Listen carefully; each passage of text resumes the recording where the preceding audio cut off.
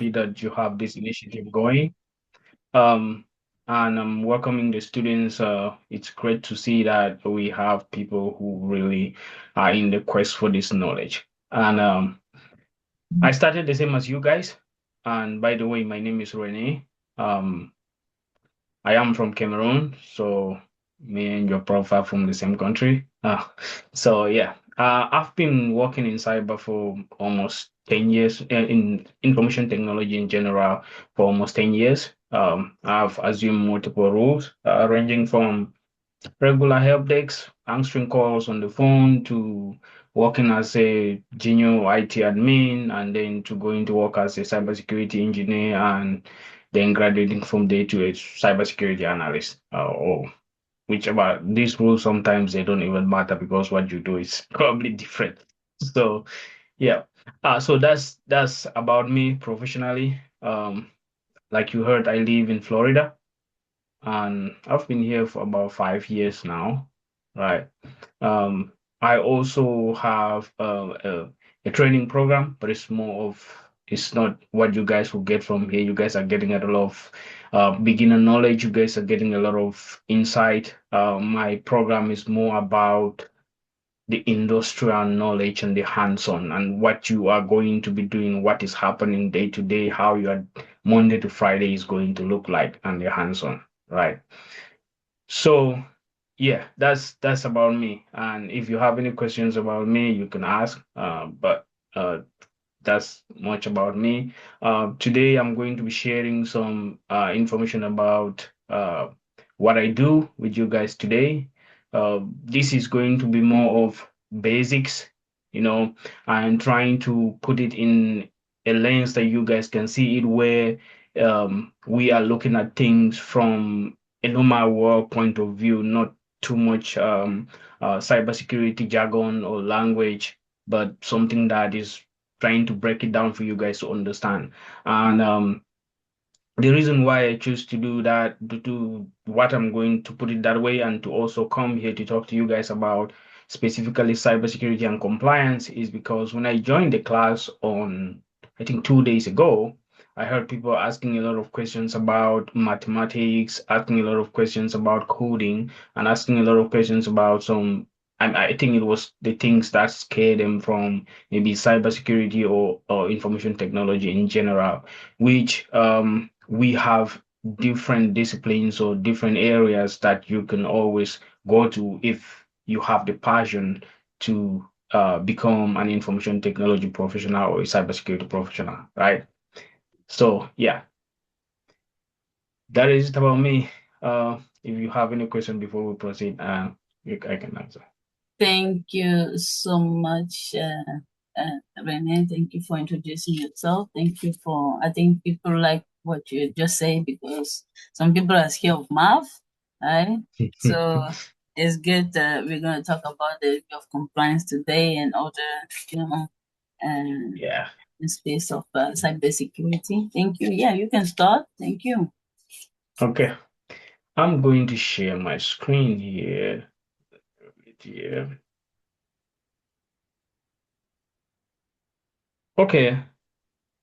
So we're just going to do the basics of cybersecurity and introduce you guys to cybersecurity and compliance here. We're going to look at what compliance really means, why compliance exists, compliance versus technical cyber rules, and we're also going to look at the core compliance concept. And then we look at the entry pathways or some of the rules or job functions that you can assume if you want to go the route of cybersecurity and compliance. And then I'm going to answer some questions from you or get to chat with you and then see what you have for me. So, okay, let's talk about what compliance really means, right? So, when you think about compliance, we're thinking about industrial standard, we're thinking about regulations, we're thinking about laws, because for everything that we do, right, we have laws and regulations, or sometimes we call them best standards that are guiding what we are doing. So, what cybersecurity and compliance is basically what we do to make sure that those laws, those regulations are enforced, that they are in place, right? So, what is basically, for example, for you to drive, you have to have a license, right? For you to drive, you have to have a license. And for you to be in compliance, you need to have a license, you need to have car insurance, you need to have a vehicle registration, you need to have an inspection done in your vehicle in some state. I know not all the states have those inspections. And then you need to be able to prove it, right? So when we talk about cybersecurity and compliance, if you cannot prove it, then it doesn't exist. Your system can be as secure, you can claim that your system is as secure as it is, or it's as locked down with security as it is to the extent you want to talk about. But if you cannot prove that it is actually that way, if you cannot prove the implementations of those things that you're talking about, then that compliance doesn't exist because it's not verifiable. Okay? So that's why compliance, that's what compliance really means. Okay. So imagine, think about it like when you're driving and a law enforcement, a police stops you and asks you for your insurance or your license. You have to prove to the policeman that you do have insurance. Even if you don't have your card, you're going to give your information and he's going to pull it on the system and he's going to verify that indeed you do have insurance. He's not going to just believe you on your word. All right. Always stop me and ask me the question if you have, right, before I keep running and running. All right. So let's talk about why do cybersecurity compliance exist? Well, some organizations really do not tell the truth about the status of their systems or of their organizations when it comes to security. So think about it this way. We have, in this country, we have the Department of Defense, or right now called the Department of War. So they have systems. Remember that not everyone that works for the Pentagon are government employees. This department needs a lot of expert or a lot of civilian organizations and companies to help them build some of the system, build some of the products that they use. Some of these might be top secret. So if an organization comes and tell them and claims to them how compliant their system is to the particular framework that the DoD is using, or if they come and claim how compliant their system is in terms of security, when it is not, just because they want to get that big paycheck from the DoD, then they really have no way to prove it. So in order to be able to prove it, in order to be able to make sure that they implement those standards, those frameworks in accordance with what the Department of Defense requires or what the government requires, then they exist compliance, right? And it's as serious as you can think about, because I think 2 weeks ago, there is a lady that is currently now in trial because she lied about a system that she was working on for the Air Force, I think it's Navy or Air Force. She kept doing compliance audit and claiming that the system was meeting the cloud controls or the federal controls that were supposed to be implemented in that system for security, but the system was actually not meeting those controls. So right now, she has just been indicted and she's in trouble. So people forget too, right? There are certain things that we say that we think that we have implemented. You may think that you have implemented something on the system, but actually you did not. So in the compliance world, once you do it, you have to document it. If you do not document it, it doesn't exist, right? And the system also change. There is a change process. Once the system goes through the development life cycle and is completely built and now in production or operational, then we have to continuously do something called change management, whereby anything that is being done on that system or change in that system is going to be evaluated.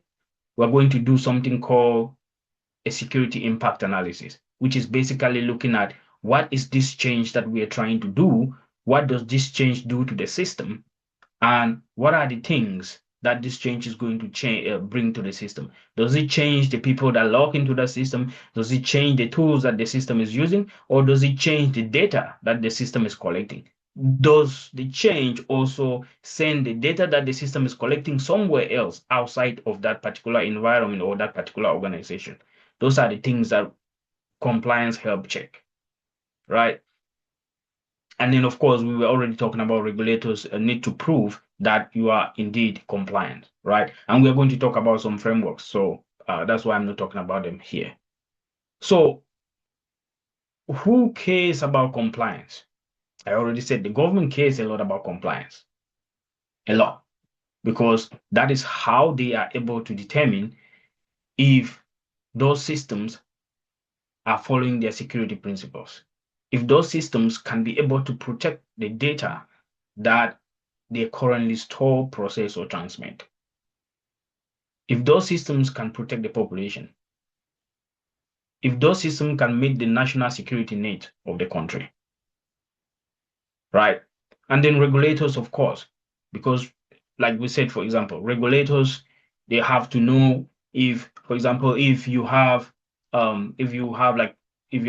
bank that wants to do business with maybe let's say a big company, they have to do a financial transaction and a big deal, for example, they have to make sure that that money that they're sending there is going to be secure, that their systems are secure. You cannot make a deal that for a lot of money that you come back tomorrow and say, hey, this money went to somewhere else or the company was compromised and the money went somewhere else just because they did not implement the appropriate security measures that are able to protect the organization. So regulators will check that and then organizations will use those reports to be able to make decisions. And then, of course, protecting customers, right? And this is not only compliance is not only about has it been implemented, it's also about the protection of customer data. And a lot of you here, I don't know if you guys always, I know majority of us are always doing this where when we go to sign up, for example, if you go to sign up for Facebook or for TikTok or for Instagram, I don't know how many of us you read their privacy policies. As a compliance analyst, or as someone working within in the compliance field, those are some of the things that you check. Companies have to tell their customers why they are collecting their data, what that data is going to be used for, how customers can reach out to correct their data if they think that is wrong, how customers can reach out to ask for their data that is in the company's possession, and you have the right to call them and ask them to delete your data if you need that to happen. And they will tell you what they will use your data for, who they will share that data for. But this is where they catch most of us, right? Because we don't read. It's always hidden in the bottom part of the page, or when we sign up and when we have that long list, we don't want to sit there and read. We just scroll up, and then click sign. But you have acknowledged to give your data away. And then now, Facebook takes your data and sell it to marketers. Facebook takes your data and sell it to their third parties or make deals, have these huge databases. I mean, Google knows us more than we know ourselves. That is just for a fact, right? They do know us way more than we know ourselves. Way more. And there's nothing we can do about it at this point. I mean. So yeah, let's keep going here and then we talk about auditors. Right? Now, auditors are the people who comes to check to ensure that you are following this framework or you are following the compliance guidelines. And I So are the think we people have a question, if you don't mind. okay? Yes, Yeah, what someone is the asked a question? question. Anita, see your hand up on Yeah, the previous slides. yes, thank you, Professor Dujoli. Yeah, I actually had just a quick question. Just when you talked about, because I'm guilty of that, when you see those, um, sometimes when you sign up on a website or, things like that, they bring those, Concern what the, that you had to yeah, do agreement, that right? you have to agree exactly, but Mhm. sometimes it's very long. Sometimes you don't even, sometimes I try to read and I don't even understand you know, everything that is being said. So we really have to take the time and read those long, agreements that Well, they. yes, you can read, right? Just to know what is going to happen to your data, right? But Mm, you have to also remember this. The services they are providing to you, you need the services. So if you decline to give your data, if you decline for them to use that, then you are not mhm. going to be able to use their platform. Yeah. So I mean, that's why I'm saying like it's something like it's like a rhetorical question. Like you ask somebody, you tell somebody, but they don't really have that much to do because if I deny to give it to you, then Mm, you're not going to give me the services that I need. But what I say exactly. is when you sign up for things, what I encourage people to do is you have to give the minimum data set that is allowed for you to use that platform or to use that. So you don't Mm, just click accept all. If they say mm, the ones that are optional, when I sign up for something, the data that is optional, I will never give it. If they mm. say phone number is optional, I'm not giving my phone number. If they say Okay. emails are optional, I'm not providing my email. Social security number is optional. No, then I'm not providing it. Mm-hmm. As long as it's optional, I am not providing it. I'm only filling out the mandatory fields and I am done. Okay.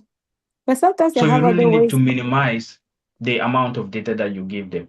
And that also goes when you when you download applications, you also be mindful of the permissions that you are providing to those applications. Sometimes Mm, applications take up permissions for your phone, for example, that is not needed. mm. You will download maybe a screen Oh. capture and it will be asking you for access to your text messages. Oh, yeah, yeah.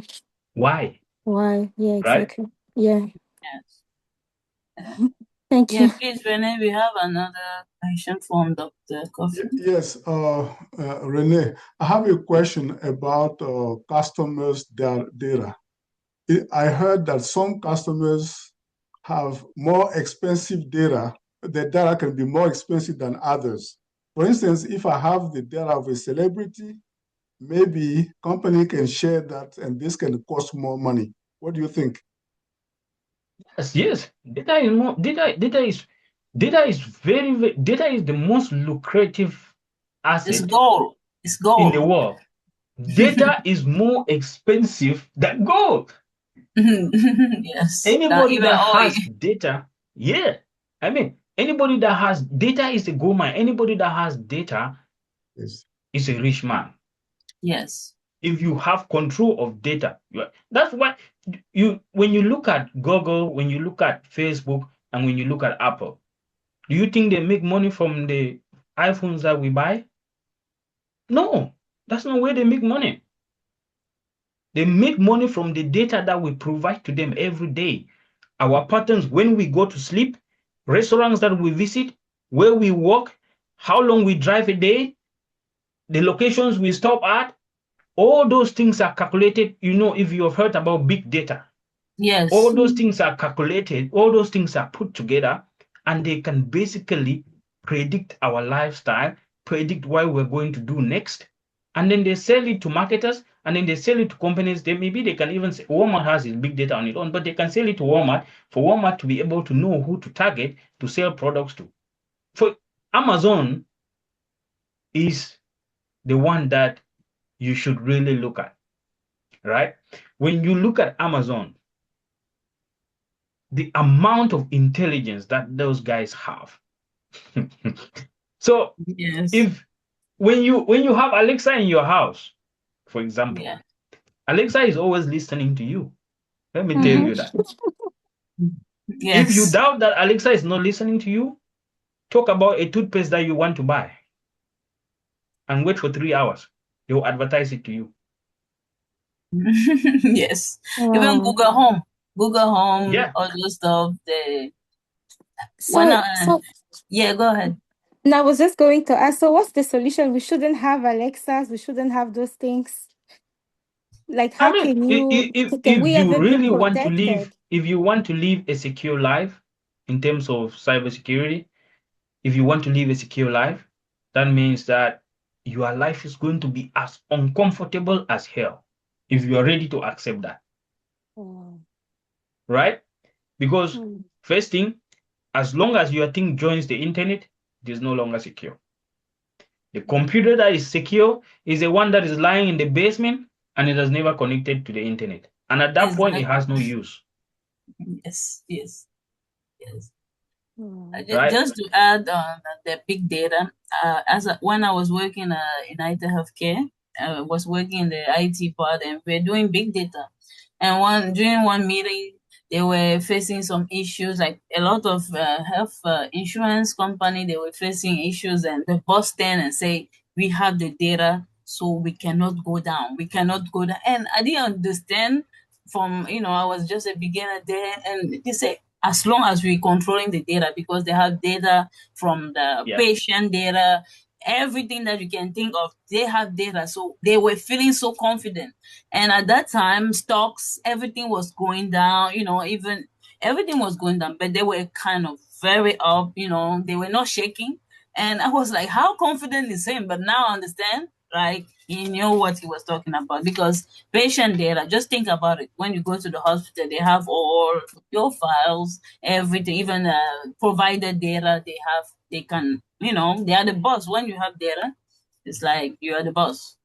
Yeah, you are the boss. And to answer Prof, so imagine that you have this data, all this data of these celebrities, people that are of greater wealth than the middle class, right? Imagine that you have services that you provide to them and they have your applications on their phones and they're using that and you're collecting data about them. You know their life patterns, you know what they like, you know where they go in the morning, their routines and everything. Yes. Man, when you reach companies like Louis Vuitton, Gucci, they're going to be buying in front of you to get that data. Exactly. Because they want to buy, they want to sell Yeah, them, propose, they want to, and that's the same thing. I think a lot of people know. When you go on internet, you just look for a chair and then you see how everything else in one day it appears to you. I'm like, oh, and you didn't even go to Walmart, but Walmart is showing advertising. Oh, do you want this? Say they study behaviors, they study all stuff. Why? Because they have data. so yeah, that's Thank that's you. that's basically it. You guys should just know Google, Apple, Facebook, Amazon, they know us more than we know ourselves. It's really about it. And I tell people when I hear people say, "Oh, I don't want the government to censor me and look at this," I'm like, man, you just need to just keep quiet. The government knows everything about you. It's just that there's no need for them to use it to do anything because it's nothing. But they know, like they do know. You So know it when you are in trouble or you did something that is wrong. That's yeah, when you then know you that they understand. know how to track you, your how many Gmail you have. They collect your information. They can tell you exactly when you were born and everything that you give them. Yeah. Thank you. Thank you Thank so you. much. Yes. Yeah. So the only the how you can help yourself now is you can limit some of the things. You can protect yourself a little bit, but not from the government. There's no way you're protecting yourself from the government. They know what they know. I mean, from Google, it's going to be hard for you to protect yourself because you're going to really need to be on it. But you can protect yourself from petty scammers. These we call them script kiddies, and these just new really basic scammers and all that. But that's a different thing. You can use a VPN to hide your location. You can install a VPN in your house, and if you want to do that, you don't want to install uh, an endpoint VPN. If you have like Node VPN or maybe Proton VPN, you don't want to install it only on your phone because that's the end device.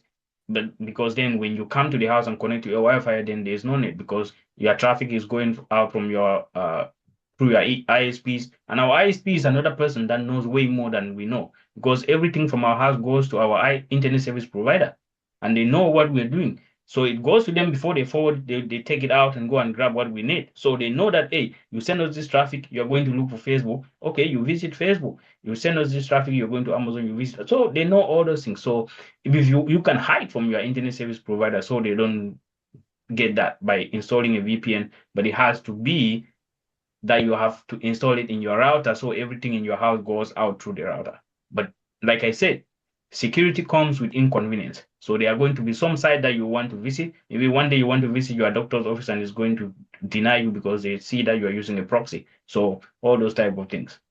So just keep in mind for that. Thank you. Thank you. All right, let's keep going. Let's talk about some compliance rules, compliance versus technical cybersecurity rules. So when you look at the technical cybersecurity rules, we're talking things like configurations, configuring systems, like a system engineer or cybersecurity architect or something like that. We're talking about fixing vulnerabilities, like a vulnerability management engineer or a vulnerability manager, somebody that works with install tools like Tenable, like Qualys, like Burp Suite, like Big Fix and all those things, right? And then work to run scans and all that. When we talk monitoring threats, it's like a security operations center analyst, responding to incidents, also security operations center analysts and threat hunters and all that. And then writing code, right? Professor Yoli will tell you more about this, and then designing and architecting systems, right? So these are some of the technical rules. These are really technical rules, right? But then when we talk about compliance rules, compliance is more about asking people like, is this required? Do we need to have a 10-character password? Do we need to have do we need to lock this system down so that only one person can access it? Is there a need for it? Those are the questions that the compliance wall is asking. And do we have proof? Okay, yes, we have locked the system down. We have implemented 16-character password. How can we prove it? Do we have the screenshot of the configurations, or can we log into the system and show people that, or the auditors that, here, this is how we have configured the system. It is, we have maybe a single sign-on, logging in via something like Okta, or we have password configuration that users can only use, create a password that is a minimum of 15 characters, and you can see the configurations here. Can you show that? Is it documented somewhere? Can I see the documentation, right? What is the risks? What are the gaps? If that is not, then what are the gaps, right? What are the gaps in the systems that we need to fix, right? And then it's ensuring the company and all that to make sure that in terms of the cyber, because if your company has a higher risk, if you don't have a good security, if your security score is not that good, companies may not want to insure your company. Insurance companies, I mean, they don't want to get into trouble all the time or to be paying for cyber attacks or data breaches all the time. I see that somebody has a hand up. Yes, it's me. I apologize for asking the question. Maybe you've answered it earlier, but I was just wondering who fixed the compliance rules? Who determines the compliance? Like, for example, you've been saying that when you, if I understand correctly, when you set up, like, for example, every time you set up like um like a security system or things like that, you always have to check, the compliance, right? Yeah, it has to be documented. I don't know if I'm So your making question sense. is who Who is documents or fixing? Yeah, who fixed the rules, like who fixed the gaps? Who yeah. fixed the gaps? Okay. So the gaps are fixed. So we have to, when you work with the engineers, if I go back to my room, can you give me 1 second here, please?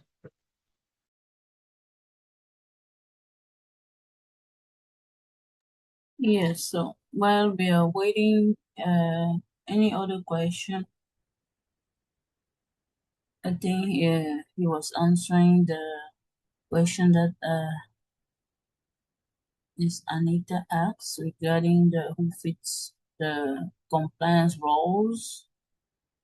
Yeah, things All right, sorry about that. Kids, they come in here, they knock my door was open. All right, sorry. So yeah, so what I was saying was this. I wanted to go back to these rules, right? So let's say, for example, that we were working on implementing a single sign-on solution. And we have implemented a single sign-on solution whereby employees can come in and log into that one place and they can then have the applications that they have access to, and they're able to get access to those applications. So now, in our single sign-on solution, we want to ensure that access is really strengthened. So we want an MFA solution that is strong. So we say, okay, let's use a hard token or a hardware base, which is like something is a YubiKey. I don't know if you guys know what a YubiKey is. It's like a small USB key that is like this. I think I have one somewhere. It's small like this, and you plug it on your computer and you just need to touch it. Once you touch it, it generates a one-time code and it expires in like a few seconds, right?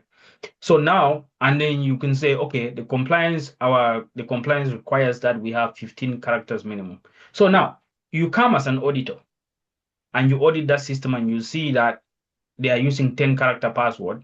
Then you have to go back to the system engineer. So the compliance guy will work with the system engineer to ensure that those settings or those configurations are fixed to meet the requirement or to meet the compliant requirement. I don't know if that answers your question. So that's why the compliant, when you are working in compliance, you are not the guy that goes and do configuration. You are like a facilitator. You are like the person that knows the rules, that knows what is supposed to happen, but not necessarily who is you, the person that is supposed to fix it. You have to make sure that they fix it. You don't have to put your hands on to fix it. If you have the technical knowledge to be able to do stuff, sometimes engineers will not like you to do that. Also, because we have to have separation of duties, by the way, and so you shouldn't be allowed to do that because your role is different. And also, sometimes they will frown at you because it's like you're trying to get away their job. So it's not really something that they really like. I don't know if that answered your question, though. Yes, thank you. Okay. All right, let's go to the next one here. So yeah, let's talk about this now, which is very interesting. Who have heard about the NIST Risk Management Framework, ISO 2700, FedRAM, PCI DSS, or the Cybersecurity Framework? Anybody?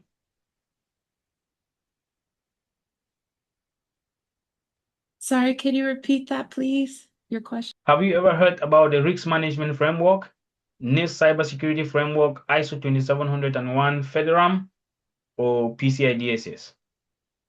Which I have a spelling error there. It's PCI DSS, not PCIS. Anybody? No? I'm not familiar. Okay. So yeah, so all these are basically like rule books, right? They are rule books that exist in the world of cybersecurity, but they exist for different industries. Okay, so think about it this way. The United States government have their own rule book, and this rule book is written in something called the NIST Risk Management Framework. So National Institute of Science and Technology developed this standard for government agencies to use to secure systems, right? And it's mandatory. It's not optional. It's mandatory for all government agencies to follow the risk management framework. So, before a system is stood up in the government environment, that system has to follow all the steps of the risk management framework for them to ensure that the system is stood up correctly and is secure.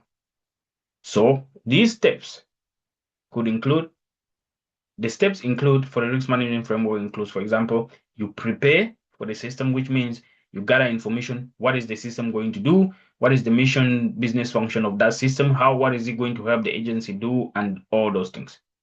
Then you categorize that system, right? Categorization means putting an impact level on that system. So if this system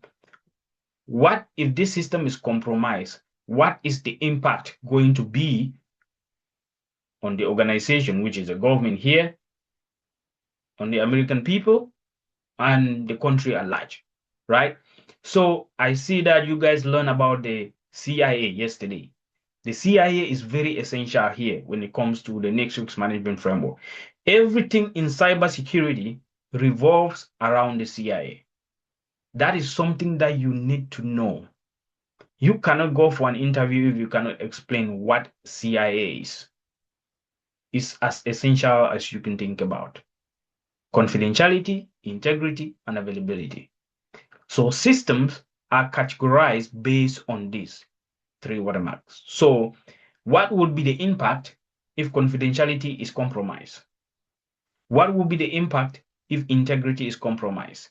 What will be the impact if availability is compromised? And they will assign those impacts as low, moderate, and high.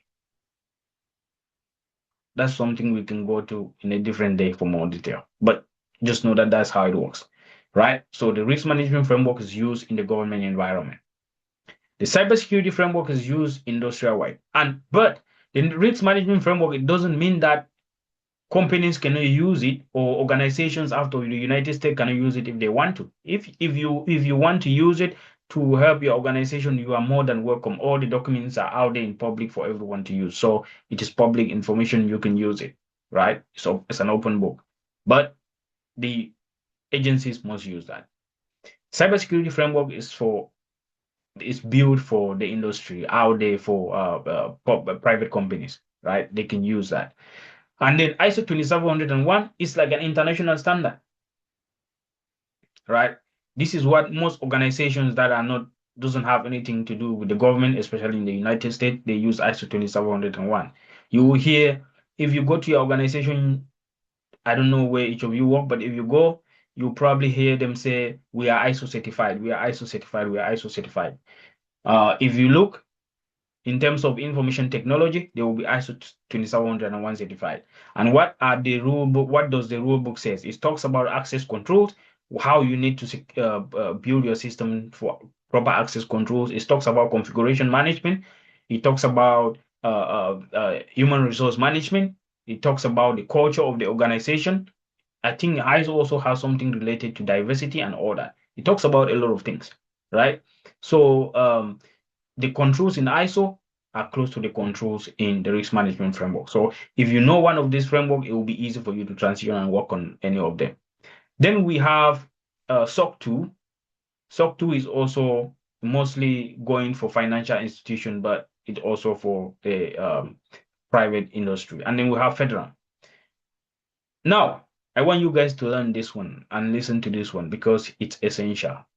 The reason I say that is because a lot of companies are going to the cloud, especially in the United States. A lot of companies want to do business with the government. The government is huge here, right? It's billions of dollars for contracts for the government. So when you see before a cloud service provider sells a product that is built in the cloud to the government, they have to be FedRAMP authorized. So what is FedRAMP then? FedRAMP is a government standard for organization, for cloud service providers to build, to assess, to authorize, and to continuously monitor the system. So it's based on assessment, authorization, and continuous monitoring. FedRAMP follows all the steps of the risk management framework. But FedRAMP has its own controls tailored to the cloud.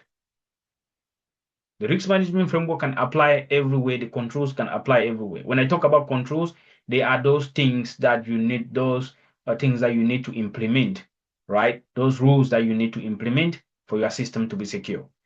Because the NIST risk management framework is generic. FedRAMP takes from that and modifies that to suit the cloud environment. For example, when you see Google, there's Google Cloud and there's AWS Cloud. The AWS cloud that you use is not the AWS cloud that is used in the government environment. The government has something called a community cloud, right? And that is where community cloud and its Gulf cloud, right? So that's where organizations like AWS, they go there and they build an AWS Gulf cloud, which is only used by the government or companies that want to build products that will be used by the government. Same as Google Cloud, they have Google Cloud and they have Google Gulf Cloud, which is used for the government.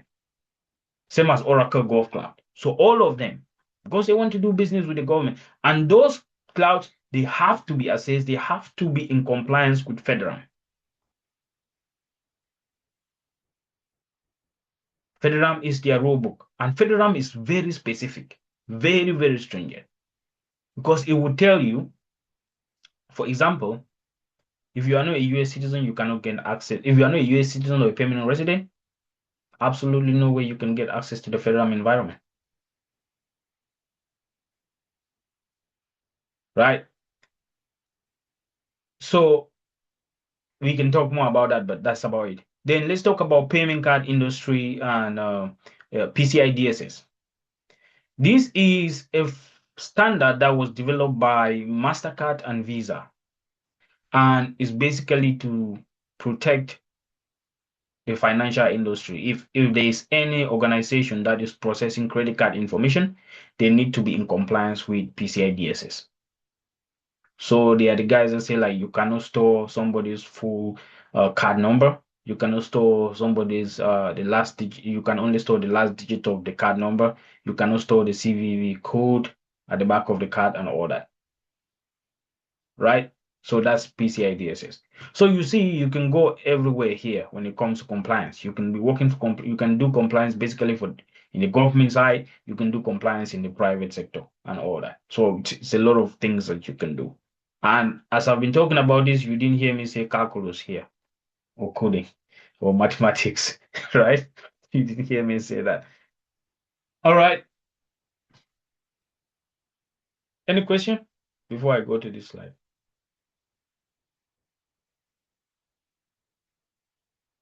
Okay. Let's talk about what is an assessment and an audit. So we have already spoken about why compliance, the frameworks that we use for compliance. Now let's talk about the audit or the assessment. Assessments are basically coming to check if the company is in compliance, if those systems are in compliance with those frameworks that we have just spoken about. It's your organization, you have a FedRAMP product. Okay, AWS Gulf Cloud. The assessors coming to assess AWS Gulf Cloud to ensure that it is in compliance with FedRAMP. Right? And there are two types of assessments that can happen. There's internal audit or assessment. Some people call it audit, some people call it assessments. There are internal audit or assessment, and there's external assessors. But internal audit means you are assessing your own self, but you cannot accreditate your own self, right? So when you assess your own self, like an internal auditor, it's basically like you working for AWS and you are looking into your environment to make sure that, hey, is this thing working correctly? Since I have the knowledge, let me go on and assess our system before the external auditors ever come, so that the gaps that I find, we can fix them before we ever have an external audit, right? So that's what internal auditors do. They find the problems and then they work with their engineers to fix it, right? And then an external auditor is independent. Very, very independent. And the FedRAMP calls them third-party independent organizations, right? You have people like Deloitte, Coalfire, Kratos, who again, there's a bunch of them out there, right?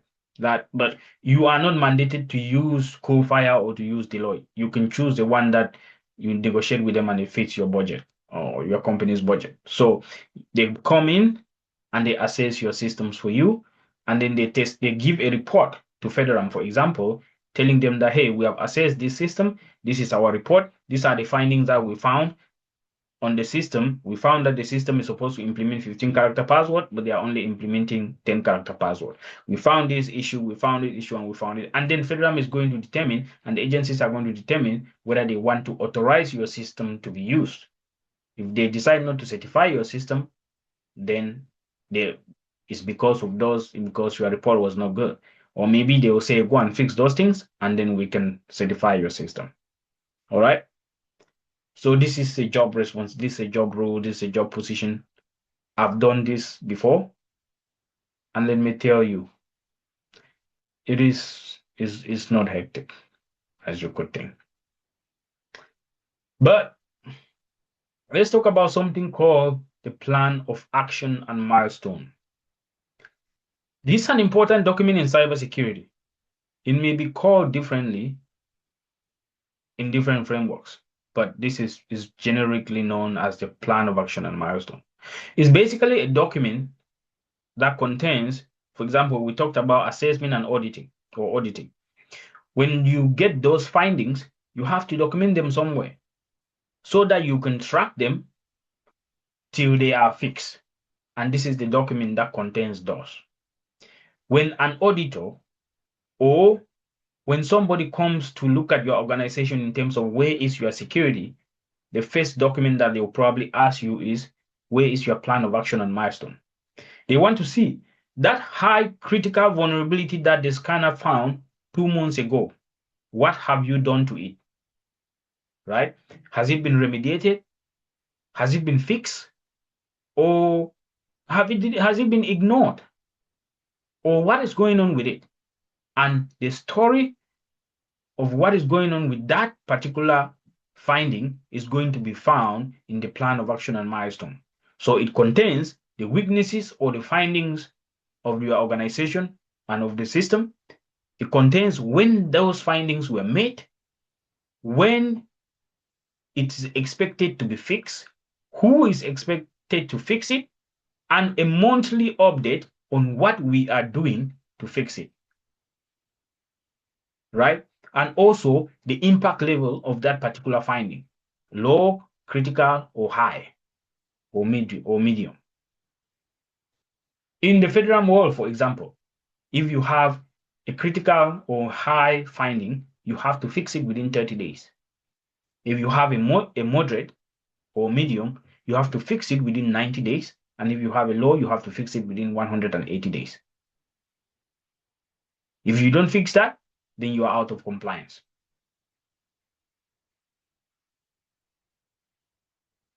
All right. Okay. Let's talk about compliance rules and positions. You can have a GRC analyst. It basically means governance, risks, and compliance analyst. This is a role that you basically are in the company. You are looking at documentation. You are coordinating compliance issues. Maybe you can be, when you are a GRC analyst, you can basically be there and you are only responsible for doing change management. They submit changes, you review those changes, make sure that they are submitted appropriately. Documentations for those changes is in there. Impact analysis are done, and then you coordinate that and bring that forward to the change management board. And then once they discuss that, you coordinate the change management board, vote on changes, and then when those changes are approved, then you go and document on that Jira ticket or whatever service now or whatever you're using, and then you are or your engineers are ready to implement the change. That could be part of what you're doing as a GRC analyst. Or you could be a GRC analyst, and then in that role, you are doing auditing, internal audit, or you could be a GRC analyst or a compliance analyst employed by someone like Deloitte, and you are now an independent assessor going around and assessing system. Or you could be on the side helping to build the system, which means you are telling the engineers this is how the system is supposed to be built, and then documenting it when they build that. Once they build that, how they have built the system, the procedure documents, the policies and all that, and how the system is supposed to function, right? And there is, of course, the risk analyst, where you assess the risks of the organization. All these rules, it just depends the organization. Like sometimes I don't like calling positions or job responsibilities by roles, because as the prof may tell you, sometimes the rules don't really matter, to be honest. What they say as your rule don't really matter. They can call you as an engineer or as a security analyst, but you go there and you're doing something else. It doesn't mean that you go there and you'll be a cybersecurity analyst. Doesn't mean that you go there and you'll be reviewing logs and doing this. And you may go there and you are the one doing just a poem, a plan of action and milestone. You document, you get the scans report, you document the poem, you schedule meetings, and then you follow up with your engineers to make sure that those findings are remediated, and make sure that you follow up with them if there's any deviations or anything. You have to have them documented, and if there's any resource or service or component that needs to be bought, you have to do that. And if there's anything that has to go through change management, we have to work through that. So that is you work across the team as a compliance analyst. You work with everybody, you go and talk to, you have to be a people's person. That's one thing. You have to be able to talk to people. If you are not able to talk to people, the job is going to be really challenging for you. You have to be able to go and talk to the DevOps team. You have to be able to go and talk to the engineering team. You have to be able to go and talk to the security team, and you have to be able to go and talk to HR. So you have to maintain that balance so that your job can flow well, because your job depends a lot on people, right? If you have a poem that's coming due in 3 days, in 5 days, you have to have a good relationship where you can go tell your engineer, like, hey, look, this is due soon. Maybe I missed it and now it's due in 3 days. How can we help make this happen so we cannot get this past you? Okay. So yeah. And then when we talk about information system security officer, I used to have this rule before, when I used to work for the government. This rule is basically it's like you own the system, right? You work below the system owner, but basically you do everything for the system. You call the shots for the system. It's like you are the officer for the system, which means everything about that system that has to do with security pass through you. You have to make sure that your system is secure in terms of the implementations are done correctly. You have to make sure that you have documentations for that. You have to make sure that your system passed the audit and that the audit is done on time. You have to make sure that the changes in your system follow the right process and that you document them, make sure that they are documented, make sure that the changes are tested in the lower environments before they are pushed to production and all that. It's a lot more that you have to do, right? Of course, we already spoke about security control as also what you do as that. And then data privacy officer is just making sure that the data in the system, if we want to send data somewhere or if we want to bring in new data to the system, we have to vet the data, right? There are some systems that are not built, for example, to be able to take in PHI information. So if they want to ingest new data into the system, you have to go through those data sets and say, hey, the system is not currently built to handle this. If this is coming in, which means that we have to change the security of this system to be able to handle this. Or if your data wants to be, if they want to send the data somewhere to another system, which says like an agreement to share data with another system or with another organization, you need to be part and parcel of this where they discuss this. You need to make sure that why is the data being sent? What is it going to be used for? Is this organization that the data is being sent to have the capability to protect that data in the appropriate security level as you did, right? So all those things you need to that's what the security privacy officer does, right? And then there is a very good role here called cybersecurity and compliance liaison. If you ever get this role and you want anything that is chill, I don't think you will ever leave again, because it's basically you coordinating things between the auditors and the organization and then the government. You're just a coordinator. You set up meetings. Hey, their time is this. You coordinate assessment times. You coordinate this. It's a coordinator in general. That's just what it is. Okay. All right. Questions? Thank you so much, Mr. Rene, for this wonderful knowledge. Thank you. Did someone learn something so far? I learned a lot. I'm sure you guys learned also, right? Yeah, that was very informative, especially for those who doesn't like math. My student usually ask me, what am I going to do with this class? What am I going to do with math? Because, so, right? So you don't need a lot of math to do the audit or assessment or compliance, but you need understanding, logic, right? The patience, and, test your logic, your skills, behavioral skills also. So do we have any questions so far? Thank you so much. Thank you for your time. We really appreciate that. And do we have any questions? Professor Doshiri? And is Dr. Kofi still here?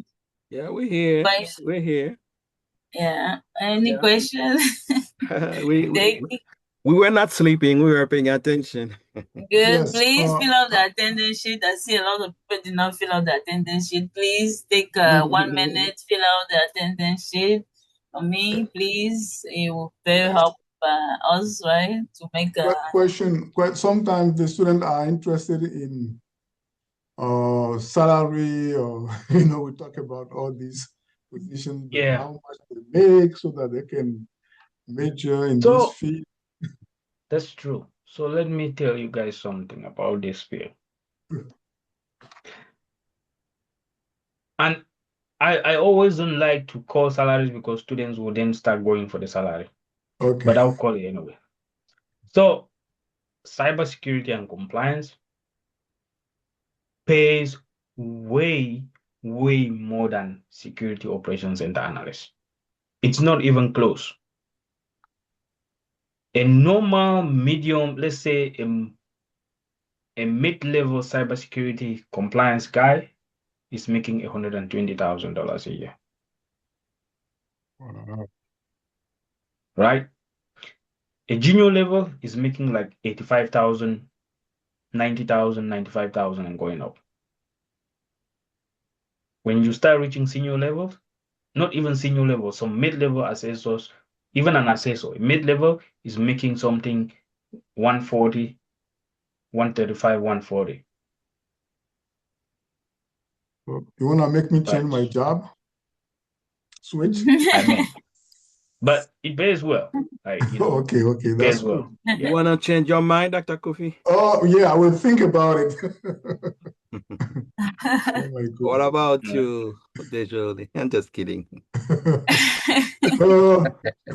Definitely in industry, there's more money. I was there before, so there's more money than in academy. So let's stop the conversation there, right? Don't listen to Professor Dosley. Don't listen to. Oh, you accusing me now? No, that's a good question. I know students want to ask that question, right? So very good. Thank you so much for this opportunity. I'm sharing something interesting here just to check. I don't know if my screen is being shared. So we shared this yesterday. We saw that the most attacked country was maybe in Africa. Was that true? Was it true? Those who were here yesterday. Russia, yes. We can check again. We have one person joining from Canada as the number 31st on this list. Finland is like 17, right? So let's turn this around. I'm from France. Okay, well, France. Okay, let's go to France. France I'm in just kidding. Africa? I'm just kidding. Yeah, I know. But France, is it in Africa or Australia? Is it in Africa? Europe. Okay. So it looks like it's somewhere here, so we can check, right? So I ask everybody to play around with this, right? We can go here and check France. Number 8, right? Who want to check another country? Where you guys coming from, right? Now we have a lot of people from America. And continent is asleep, Mama Christine. Our continent is asleep. Oh, okay. It looks like, is it just now that they're sleeping or they've been sleeping? They've been sleeping. It's just a question. I don't know because there's a time difference, so I don't know. But there's no too much attack here. I think yesterday we saw that the more countries connected, right? Right, YouTube as secure Africa. Okay, it looks like okay. I was just sharing my Facebook page there. I do some short videos like Okay. 50 seconds for security basics, like what is CIA and all those, and they can go there to learn if they Yes, want. yeah. Yeah, Everybody who want, please go on YouTube, right? on Facebook and YouTube, and go there and they can It's follow us. mostly YouTube. Yes. YouTube is just Hello. starting, yeah, so Welcome it's to still another very. video on cybersecurity basics. Let's look at something people That's often you, get right? confused with. Yes. Encryption versus Yeah, hashing. I think I'm sharing my Encryption screen, turns right? data into unreadable form to protect it from unauthorized access. Hashing Is that still turns data sharing? into a fixed, Yeah. unreadable value to verify that it has not been changed. Hashing protects the integrity of data. Let's look at an example of each. We'll begin with the encryption process. First, we create an encryption key. This key is used to both encrypt and decrypt our data. Now that we have our encryption key set, let's go ahead to our plaintext. Now we'll type follow secure Afric as our plaintext and click encrypt. This output is our scrambled text. Now let's decrypt the text to verify it returns to our original message. In the decryption window, we'll enter our key and paste the scrambled text we copied earlier.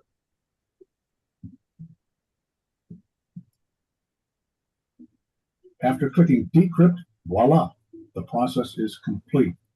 And our original plain text, follow secure Afric, is visible once again.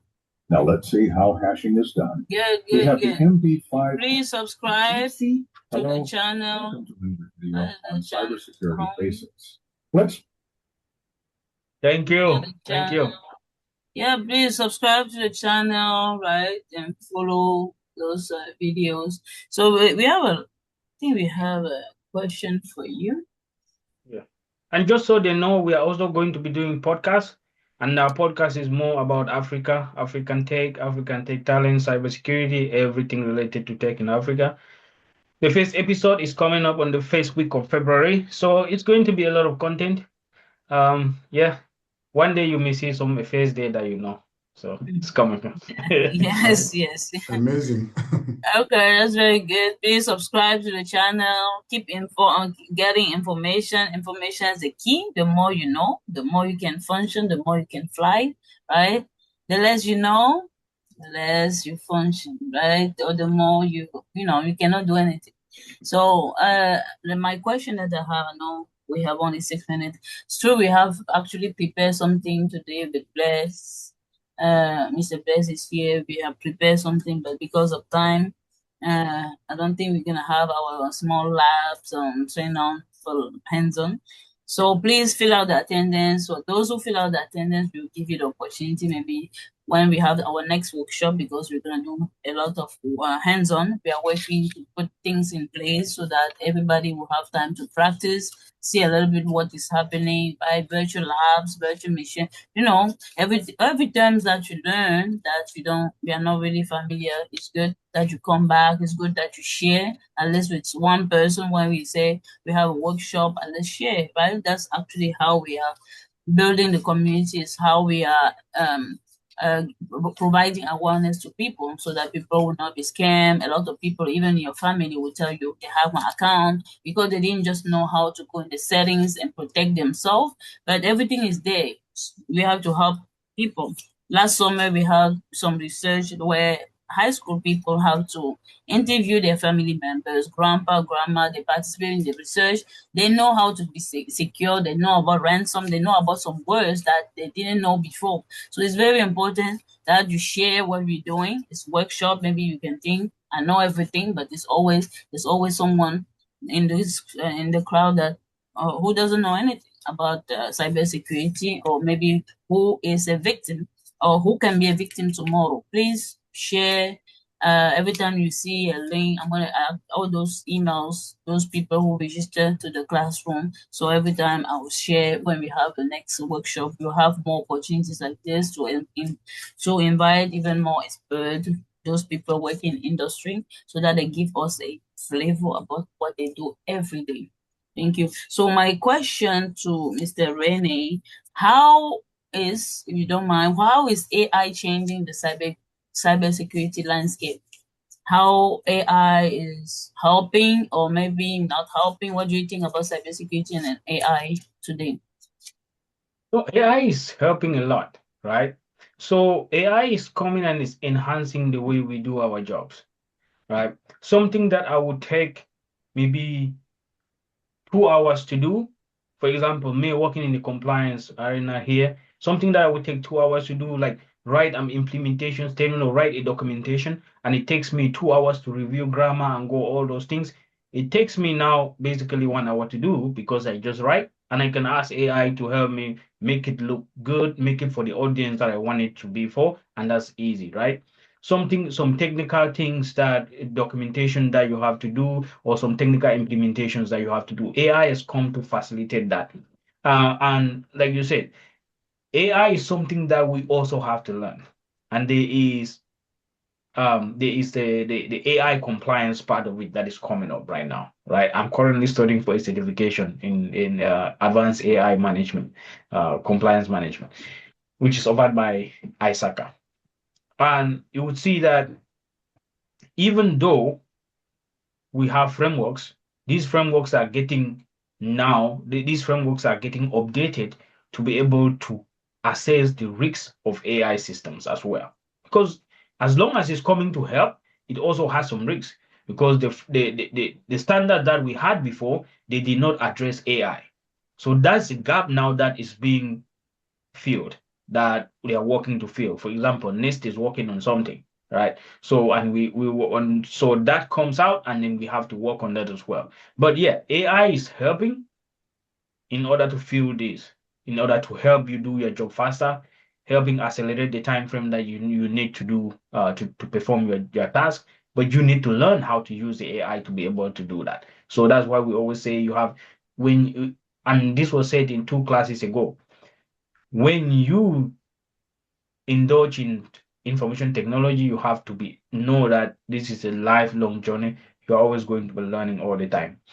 No disrespect to nurses, but when you learn where to put an injection in the human body, it never changes. That injection goes always in the vein, and that's it.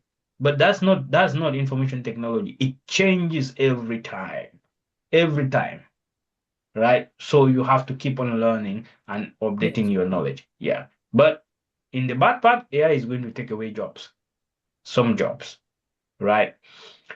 I Yes. tell people, my friends that are doing database admins, you need to start thinking. It's going to go. If you guys had 5 database admins, it's soon going to be one. Data entry jobs, okay, but yeah, but it's a lot. A lot is going to go away. Thank you so much. Thank you for answering that question. Do you guys have any challenge at work? People accepting AI and some people still backing, people who doesn't accept AI and some people who are just fluent changing because So yeah. my company is a mobile threat detection company. So now you will know that we have a lot of these guys that are working engineers and developers. You know how they love AI? Yeah, yeah. You know how they love it, to be honest.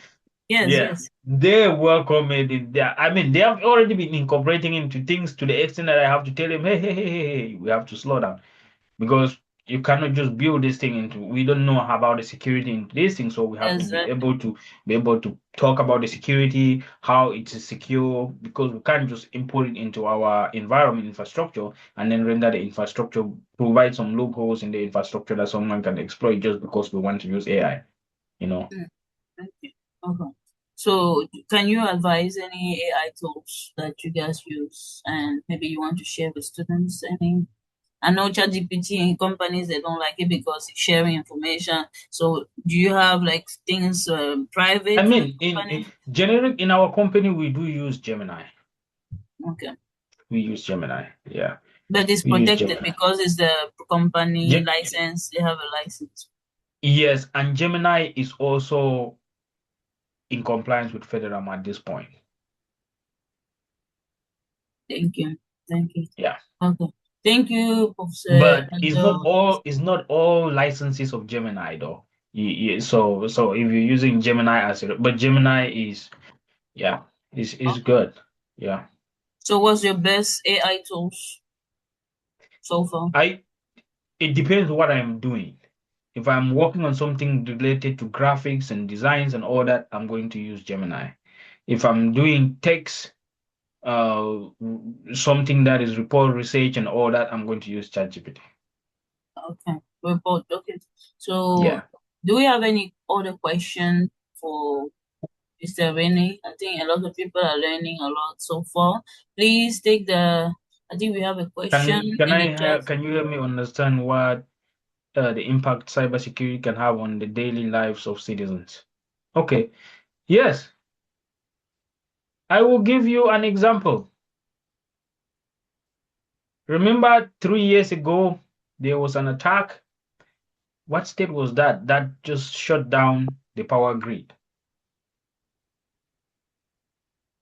When the power grid is shut down, what part of CIA has been tampered with?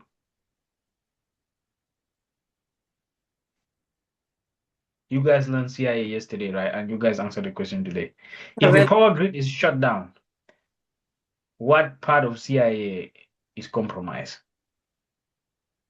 Availability, It's not available. right? So availability, right? So now you have rendered the people who are supposed to have power in their homes powerless. Their homes are dark, they cannot do anything. Maybe they have their food in the fridges and they are getting bad because of a cyber attack. That's one way it affects citizens, right? Another one that happened, which is technically not a cyber attack, I call that. I know they haven't come out to specifically say it as such, but I call that a broken change management process. Was the one that happened in the airport. What company was that? CrowdStrike. The CrowdStrike incident that happened last year, where it shut down airport because CrowdStrike deployed an agent that was not compatible to Windows kernel or Windows operating system. So CrowdStrike built an update, tested it in Linux systems, but did not test it in Windows. That's how, to me, I know that they didn't explain it that way, but there's no explanation other than that. Because it's a change that was working well in Linux and not working in Windows. So they push it to Windows applications or to Windows operating systems, and it crashed the whole airport. Availability gone. People are not able to board their flights. People are not able to travel. People could miss their surgical appointments. You Yes. know, people get late for work and all that. So there's a lot of ways that it can affect us. And also, as a citizen, let me explain the simple one here that I want you guys to go and do today. Maybe majority of you that are sitting here, if I come to your house today, I can lock you out of your home internet in 2 minutes. You know why? Because that Xfinity box that you are using, you have never changed the password. It's a You have default never changed the password. username, and it's Yes. online. I just need to come and ask for you to help me with your Wi-Fi, and then when I log into your Wi-Fi, I look for your default gateway, and then I can just Google Xfinity default user account for the router, and I log into your router, change your password, log you out of your router, and I go. Or I can just leave it and just monitor your activities. So, Yes. so that's a basic one for you guys to go and do today. You need to change passwords from your routers.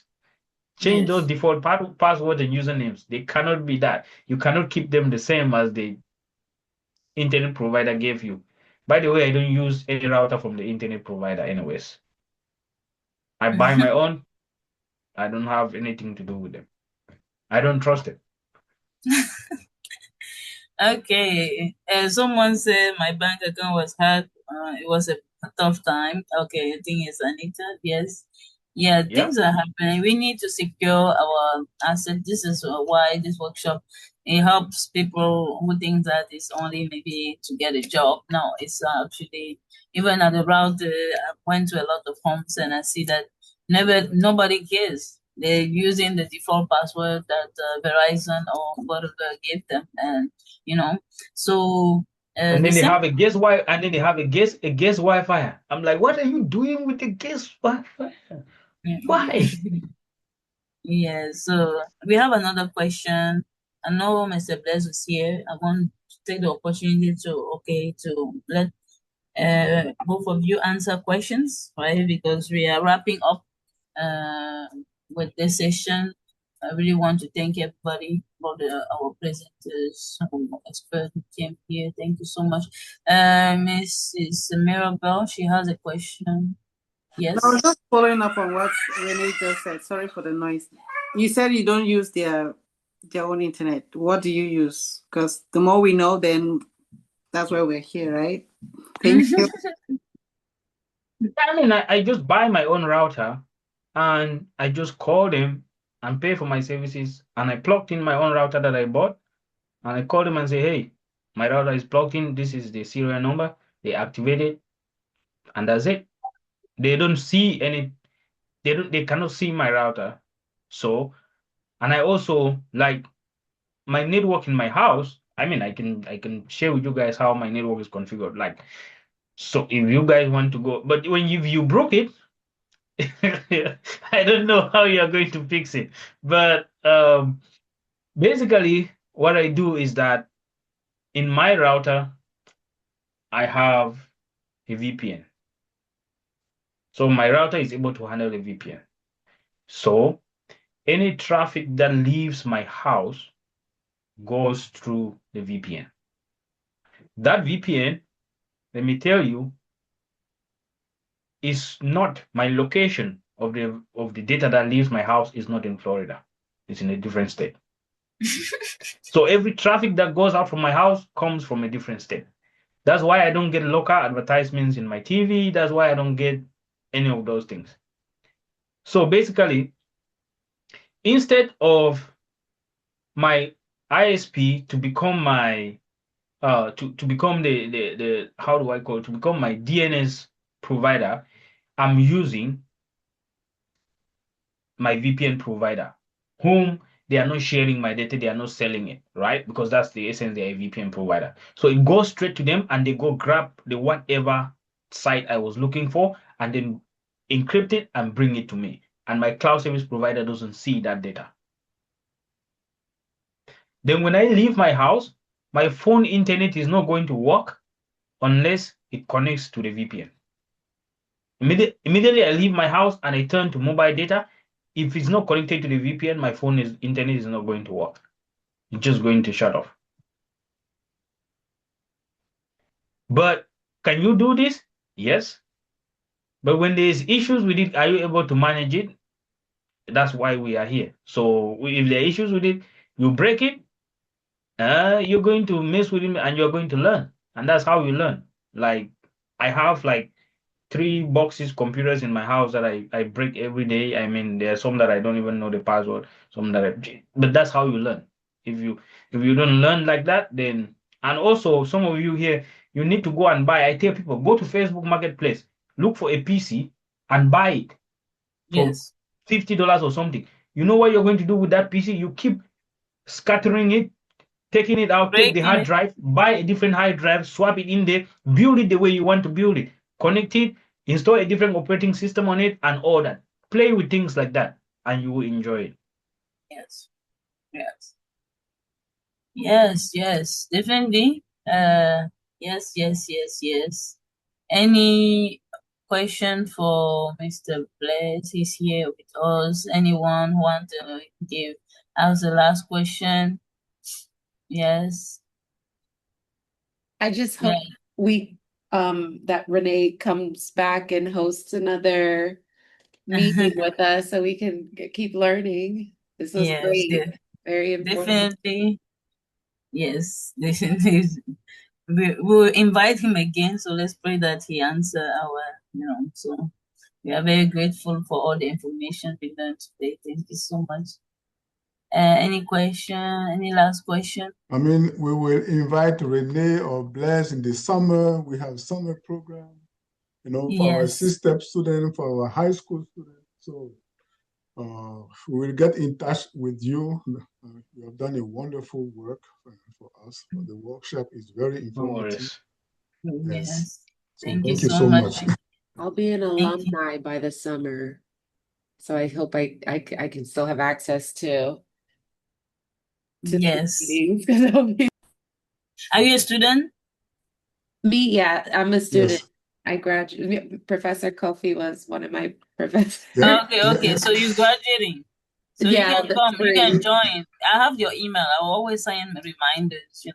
So I'm gonna send also the recording to everybody who requested the recording. It's just because yesterday I had to wait for them to send me a link, and I was out of my computer when everything was sent to the cloud. So I'm gonna send the links day 1 to day 3, different day. Everybody is going to have it, right? So join the classroom. Please fill out the attendance. Those who did not fill out the attendance, I can tell I see only 5 responses out of maybe 16 people who are here today. Please, everybody, no exception, just fill out the attendance and share the link again. And we have some quiz that we send on menti.com. Please answer that also. Fill out the attendance, please. Right, it's gonna help us to remind you that we have an upcoming session like this, right? And please invite other people to join. Invite your friends, family members, right? Sometimes they are scammed. They're going to just tell you, my account was scammed. You cannot help them, but if you educate them, that's also a very good attitude, right? Educate our kids not to open doors to anybody. The same thing that we do for house security. Ask before opening the door. We have to do that with cybersecurity. We have to educate them. Right? Don't just go on every side. This is how you can secure yourself. The more you know, you can share. But if you don't know, you are not going to share. So please take time to, when we send you reminders. I think that this semester also, by the end of the semester, we are going to work to have another session like this. Summer, definitely we're gonna have one. And every semesters we plan to have at least one where we invite everybody, right, to learn a bit more about cyber security. Did someone learn something so far? I'm gonna send also a survey. So please, when you have that, fill out. Attendance sheet, I have only 7 people so far. Oh, Officer Coffee, I don't see your name here. I'm gonna call names now. So, Okay. Miss Karine, Mr. Blaise, Mrs. Emma, Gaillard, Anita, right? Mirabel, no, she done it. I know Nana came at the end. She came early, but after that she disappeared. I hope maybe she was working. Thank you so much for joining Miss F4 and Mrs. Okay, we have Oh, hello. Oh, I did join early. and Unfortunately, my line went off and then I had to do some other tasks. I just finished my task and I came back. Thank you. no problem. I will send the recording if you're interested because it was Thank you so very, much. very helpful. So I can help send Yes, I think I came across your TikTok, which was very helpful. And that's okay. why when I saw your notice, I was like, oh my goodness, let me join. Yes, thank you. I Thank know you you. are also in the group where I was teaching, right? The Africa Tech group. I know. Yes, yes, Yeah, yes, yes. Are I'll you send. still going to do those classes again? Yes, as time allow we do. Okay. Thank you so much. Oh, thank you, thank you. All Yes, right. please, everybody, please fill out. When you fill out, I'll have your emails. I will send you, the links for the recording. Will be only for those who actually attended because some people did not attend. So, then if they don't ask for the link, the recording, please at your free time listen to it. Thank you so much, Mr. Mr. Blaise, do you have anything to say before we conclude? Mr. Renee, anything you want to share? Any advice, last advice that you guys want to share? We have faculties here, we have students, parents, please. Oh, there are students here. Okay, so I mean, the advice that I just have to share is, cybersecurity information technology is different from other fields. Mhm. When I say different, I mean different in terms of looking for a job. I think people want to see you again. Maybe All maybe right. don't mind. Maybe you are with the kids. So Yes, okay. yeah, so no, I send them outside. So yeah, so in cybersecurity, there is and information security in general, information technology in general. Looking for a job after you graduate is not like other fields. It's not nursing. I guess you can write nursing now, get your NCLEX or whatever, and then tomorrow you can find a job. It's going to be different. But the key is going to be that you should not give up. The interview that is going to give you a job is the interview that you did not expect that will give you a job. The interview that you will leave and you'll be like, what was I saying there? Is probably going to be that interview that will give you that job. But if you give up, I'm saying because I've seen a lot of people do this and then they look for a job in 2 months and then they give up. But that's not how the technology world works. There is competition. There are certain times that certain jobs are not just for you. It doesn't just work out for you. So, but you need to be prepared for interviews as well. If you come here and the prof teaches you like they do, and you have people that can help you, but then when you are done from here and you do not ask for mock interviews, which means sit on a panel. You sit on a panel with 4 people to give you an experience of what you will see out there when you go for interviews. That is, I threw a question to you, prof throws a question to you, another person throws a question to you, and you are in that heat where you have to answer those questions, and you do that for 4 consecutive mock interviews. You are capable to go out there and sit in that panel and feel like it is the same thing you were doing. Some people run away from mock interviews, and that is a huge mistake. Because you run away from me interviewing you that I've been talking to you every day, but then you go and see somebody new. Those things that you knew that are in your head are going to disappear.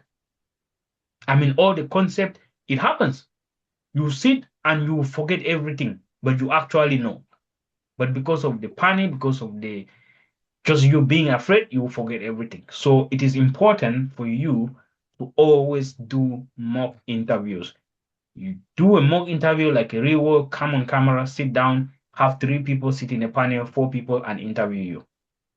You do that 3, 4 times, you fix your mistakes, and I bet you your job search is not going to be so long. Thank you so much. Thank you. Mr. Bed, do you have anything to add regarding that question? And thank you. Any Oh, sorry. advice? Yes. Okay. One thing is I want to tell Caitlin that we have certifications too. If you are interested, I know you are a Max student, right? So we have vouchers that can allow you to do like certifications. So if you are interested, reach out to Professor DeJoly. Yes. We We'll have help you too. vouchers for Network Plus, Comchai Plus, Comchai for Network Plus, right? If you want, if you're interested, let us know. We're going to give you one of those vouchers. They are very I'll be expensive interested in that. How do you sign up? No, it's actually for students. for yeah. students. Oh, Yeah. for students. Oh, okay. From In the the university. university? We have our students from the university. Oh, in the college. That's Oh, right. Yes, college, yes. Come Yes. to And our these college and then certifications you will are get it. very expensive. Yeah, they are But very expensive, like $250, yeah, but we are Some gonna of them is sponsor 300. you to do these certifications, and then we'll help you in the workplace, to get a Yes, job. yes, yes, definitely, yes. Yes. So, for Renee and Mr. Bless, I was planning with the club to have a mock interview for students, so that to call expert. I'm working on that project, maybe for spring before May. So have them have kind of a sense of mock interview, because I realize a lot of students that they don't really practice. They don't even know what is mock interview. But I have seen other schools doing that, so I was planning to have this kind of session that maybe I'll call expert. You guys can review the resume and just tell them, right? Because it's very good to have expert or some people from industry to look at their resume or their CV from the eyes of an expert, eye of a recruiter. So please, when I send the invite, please, put that in your schedule. It's gonna be on Zoom, of course, right? So that you don't have to move. Even if you move, maybe Dr. Kofi is going to pay for your ticket. Thank you so much. Wow. Thank you so much. I was kidding. So thank you so much. So Thank you. please, let's appreciate them. Everybody say thank you for their time. It was a I great think Caitlin workshop. had a hand up, I believe. Thank you. Oh, yeah. Oh, sorry to keep Oh, okay. everyone. It was just Okay. to say, like, I was more on the technical side, and now I guess I'm transitioning over to the security side. So it's like I think we even talked about the certifications before. I don't know if they're similar or the same, but even with mock interviews, I've had some practice, but with the technical side, and I just found out that it's like yesterday that it's completely different for like compliance rather than so. No, so if for an example of a certification is like the certifications will always help you, but a certification that is like the basics of security is security plus, CompTIA security plus, right? That's always going to be a certification that would always help you at all the times. That should be the base, the first certification that you want to write, right? To if you want to go towards the path of security. And then after that, before you start looking about cloud security and all that, because Security Plus tells the recruiter that you have the basics, you know the basics, you are able to do, you have the concept and everything, right?